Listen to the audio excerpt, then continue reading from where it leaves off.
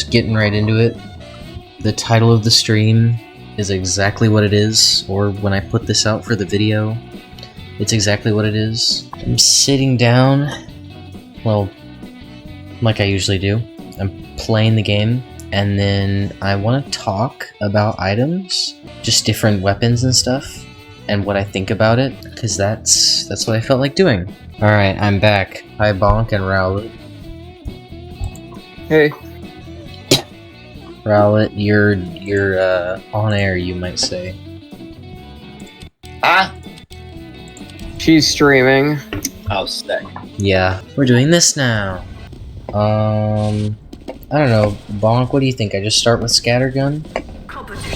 Yeah, just start off with stock. Alright, so personally for me, with stock, it's kinda like, I don't know, if I'm playing Scout, I kinda always play with the Scattergun. I'd say in casual I don't ever touch anything else. Because Babyface's blaster is kinda trash unless you're like super good at movement. And, you know, Soda Popper, again, it's like a movement thing. And that's based off of if you can hit damage. And I'm playing as a Scout, Bonk. Like, that's not happening. You know, for these weapons, for the Scout weapons, you'll have a Scout Maintenance input on them, too. Yeah, what do you think of the Scattergun? I feel like the overwhelming majority of Scout's weapons are heavily situational, and the stock Scattergun is the most flexible, so it's good to use for when you're scouting out what you're fighting. But switching mid-round to something that's better for the people that you're facing is typically a good idea. Yeah. Let's see. Oh. So, okay, well, I'm dead now. But that reminded me. I pulled out my pistol, and Pretty Boy's pocket pistol. I mentioned this to you earlier, Bonk, but I kind of like the I like the way getting health back with the Pretty Boy's pocket pistol feels more than getting it back with the than with the Mad Milk. Yeah, it feels a bit more satisfying to get a stream of health in than just a couple bursts. Yeah. Because, like, the Mad Milk is, like, better for, like, you know, those larger bursts of health coming in, I think. Right. But it's really good for fighting heavies and stuff. Yeah, it is the best for fighting heavies. It's yeah, one thing that saves me dominated a lot of coolest heavies with the Mad Milk before. Oh, Holy Mackerel. Look at that. I guess, okay, so Holy Mackerel is just stock. It's a reskin, but the revealing Deadringer spies is enough of a functional difference to at least brush over it, in my opinion. That is true. It's pretty good. Oh, dang. The Diamondback. The most I have to say about it is funny jiggle bones makes me feel nice. Yeah, it does. Like, look at that. You can't go wrong with this. It's just like me for real. Anyways, the backscatter. I have literally used this twice. I will say, Bonk, that for me, I am horrible at getting behind people and like getting around using the flanks. Even as Spy, I tend to just like god tier maneuver my way around all the bullets and stuff. In all of my time playing Scout, I have never once used the backscatter. Even from the Scout main. I feel Even from the Scout main, it is just so negligible and so horrible that it was never even worth giving a shot for me. Yeah, I don't know. Literally every other primary will outclass it, including the baby faces and the force of nature. Yeah. Especially the baby faces. The baby faces isn't bad if you know how to actually, you know, use it and are not a walking skill issue. Pocket Sam! Yeah. Okay, to be fair there, I feel did get like the mini crits booster right there, damage. which did some good damage, but I mean, I think I only saw like 50-something. Yeah. Which I feel like would lead nicely into us going over the Baby Faces Blaster. Baby Faces Blaster? Why? Look at this. I'm walking at the speed of a spy right now. You are walking at the speed of a spy, but, little known thing, equipping it alongside the pistol or any other damage-dealing weapon, that damage will count towards the boost. Wait, seriously? Which means you're just one cleaver away from full boost. Without any of the risk, pure reward. It's really good when used with the Flava loadout, The Flava loadout. but not actually going for the Flava, you know?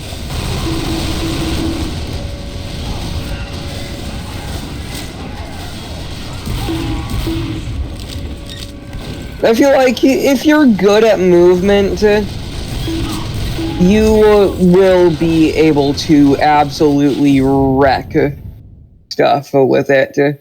For me, like, I like it when I get that boost, but losing it so fast from, like, one tap on the shoulder just is too much of a letdown for me. No, that's definitely a fair point. It is way too punishing.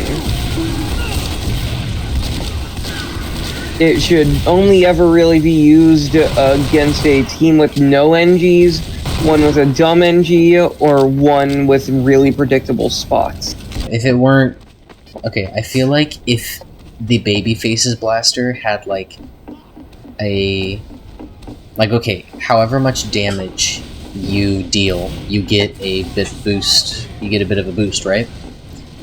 Mm-hmm. But what if instead of like one hit and you lose everything, one hit and you lose maybe a higher percentage of your boost than you gained?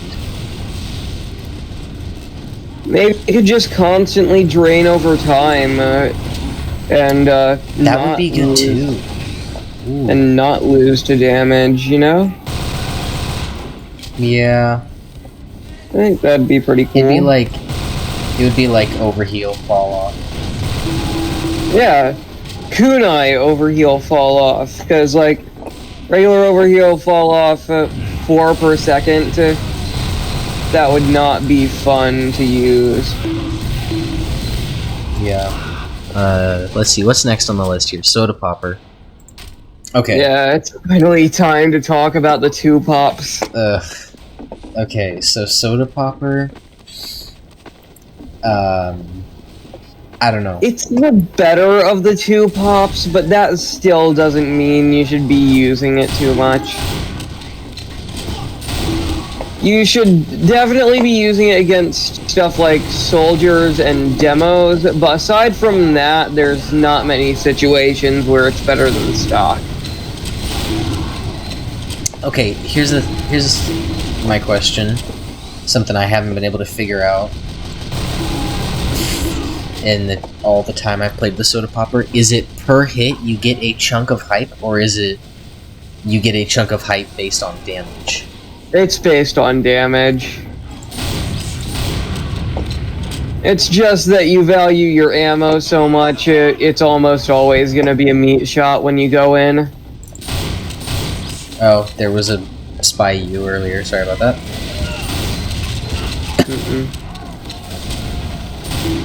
Yeah, it's just okay. Yeah, okay. I have my full hype now, so if I can find something to heal me, I can go in and I can see how I like it. Hype is pretty fun.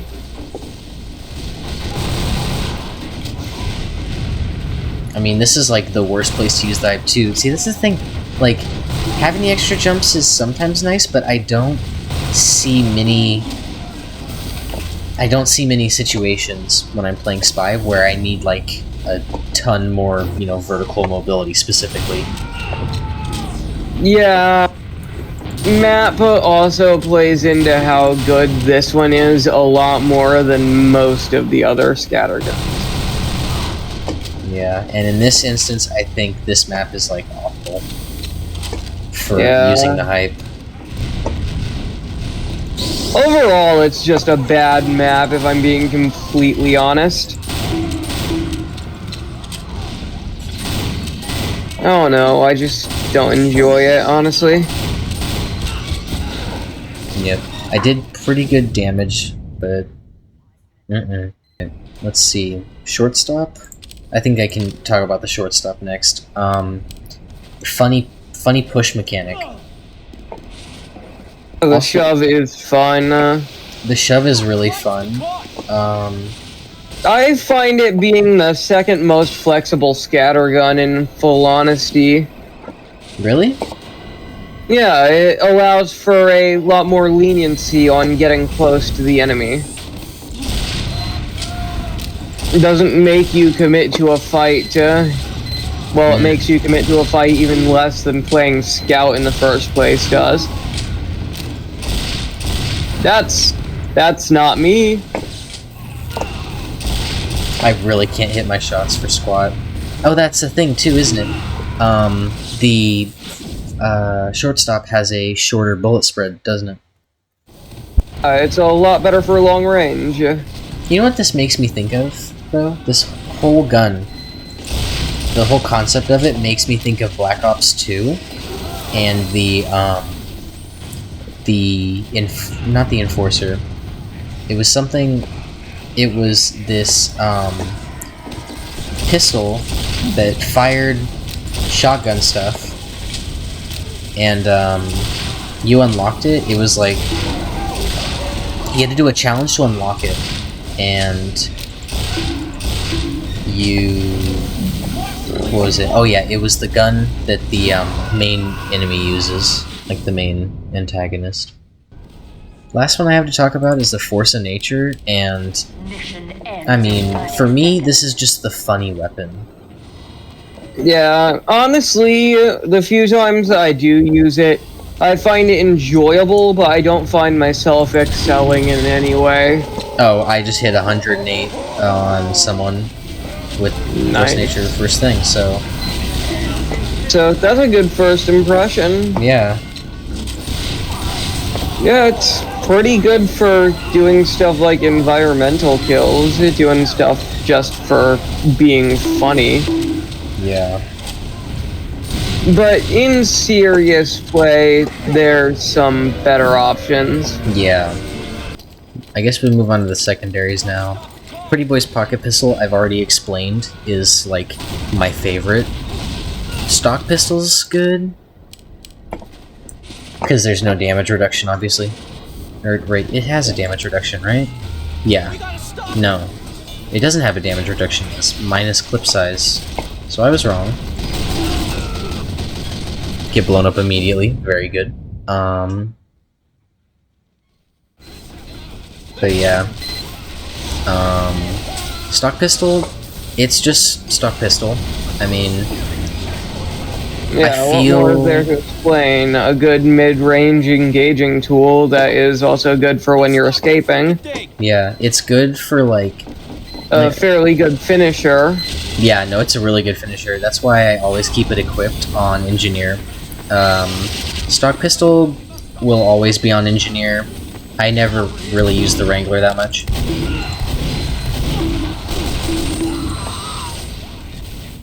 He taunted on me with the little, like, Halloween dance. What is that? Moving forward. Stock Pistol, good for, like, anything. Pretty Boy's Pocket Pistol, better, in my opinion, because I specifically use the pistol while I'm running away. And if I can use a pistol that gives me health while I'm running away, I don't care how much damage it's doing. I'm strictly using it for preservation. Yeah, I typically use the Mad Milk for keeping alive during fights, and the Pretty Boy's Pocket Pistol for keeping alive when escaping them. So it depends on if you get into a lot of fights that you need to escape, or if you need to plow through these guys. Okay, that was horrible. Put down sentries. Let's talk about the flying guillotine. I think it is so funny hitting people with this because it's flavor. It's part of the flavor, and the flavor loadout is not made for engaging and killing. It's just meant for engaging and irritating. Yeah, it's more of a for fun weapon than a to be effective weapon. Yeah. But sometimes that's better because you just want to have some fun. Okay, Mad Milk. How about we get the drinks out of the way? Yeah. Start with the Mad Milk, I guess. Or does that not count as a drink? It counts as a drink. Okay, so Mad Milk, Because whether it's milk or not, people drink it. yeah. Let's see. Oh. That's a little mini Senti up there. I like the Mad Milk because A, it helps me with heavies, and B, I can do better against pyros. Yeah. I have actually had some pretty good situations where I'm just like, oh, the Mad Milk isn't gonna help me for anything going on, and then a pyro comes around, and I'm like, oh, well, I'm dead. And then I'm like, wait, I have the Mad Milk sploosh, and then I'm not on fire anymore. That has actually saved my butt a good number of times, enough to where, like, I feel like it's a good weapon to have in my loadout, one that I kind of often have in there. But anyways, Bonk, okay, I love the Bonk in MVM. I love the Bonk Atomic Punch in the MVM, yes. Bonk Atomic Punch makes it so the game completely, like, there's no thought behind it. All I have to do is just drink my bonk, run in, get the money, and run back out. Better used as an escape tool than getting in, because people are way more likely to chase you. Well, yeah. I mean, in casual, yeah. Bonk Atomic Punch, I feel like in casual it's kind of a waste of a slot for how I do things, because it ruins that good, you know, final finisher. Alright. Bonk Atomic Punch has been talked to death. The Winger, I haven't discussed. I honestly haven't played with the Winger in a while, since getting Pretty Boy Pocket Pistol. But still really nice. I like the extra jump height. Winger was actually the first thing I unlocked for Scout, so for a long time I used that to, you know, just give myself a little bit extra mobility so I could do stupid stuff with Scout and get around more. Criticola, straight upgrade. Let's just talk about this. The Criticola is fantastic. Just like the what said, it's the most overpowered, underpowered weapon. It is. Like, it's literally just more damage. It's just more damage taken and given for a 1 second drink animation. Yeah. And not having a pistol. Melee time, this one's gonna be really short. I can already tell, because check this out. Fan of War. Hit him. Hit him, and it's just a mini Criticola. Yeah. One at a time, Criticola. Yeah, Rap Assassin. Flava. Flava. Rap Assassin. What do you have to say about the Rap Assassin? Flava. You literally just... You only use this thing to piss people off. The Sandman? Hold on, I'm actually gonna use the Sandman. I've never used it in my life. I actually genuinely enjoy using the Sandman, despite its horrible reputation. Alright, well I immediately get sniped by Jägermeister. His name is Jägermeister. Whatever he touches. Turns to Jaeger in his clutches. Conscientious Objector. Sandman. Conscientious Objector, Rule 34. I don't really feel the need to talk about the frying pan. Stock Bat is just kind of like outshined by everything else. It's complete ass. It's there, you know? It's an option, but barely. Boston Basher is actually kind of fun. I did some duels with Banana a while back where we used strictly the Boston Basher. I never really gave the Boston Basher a fair shot, because I always either used the Sandman or the Atomizer.